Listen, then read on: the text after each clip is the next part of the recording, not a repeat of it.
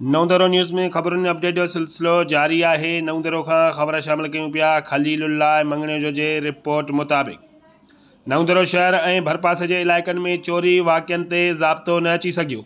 शहर जे खोड़ा मोहल्ले मां अमजद सोलंकी जे घर मां लखें रुपया मालियत जी चोरी।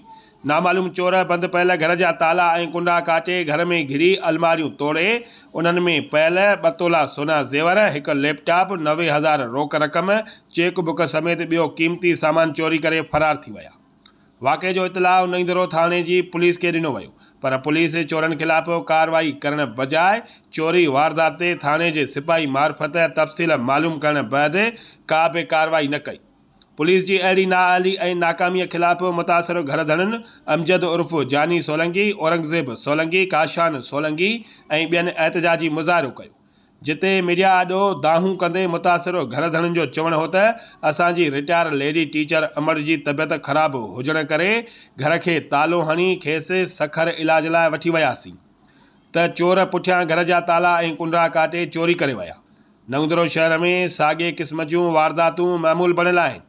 जंहिंजो घर बंदि थिए थो उन जे घर मां चोरी थी वञे थी। आख़िर चोरनि खे घर बंदि थियण जी ख़बर केरु थो ॾिए, जंहिं बाबति पुलिस को बि पतो लॻाइण में मुकमल तौर ते नाकाम साबित थी आहे। नवंदरो पुलिस चोरनि जी अहिड़ी गैंग खे पकड़ण लाइ हिन वक़्त ताईं कुझु बि नाहे कयो, या पुलिस उन्हनि ख़िलाफ़ का बि कार्रवाई करणी नथी चाहे, जंहिं करे चोर शहर मां साॻे क़िस्म जूं वारदातूं कंदा रहनि था। हुननि IG सिंध, DIG लारकानो ऐं SSP लारकानो खां थियल चोरी वाक़े जो फौरी नोटिस वठी चोरनि खे गिरफ़्तार करे चोरी थियल रक़म, सोन ऐं सामान वापसि कराए इंसाफ़ करण जो मुतालबो कयो।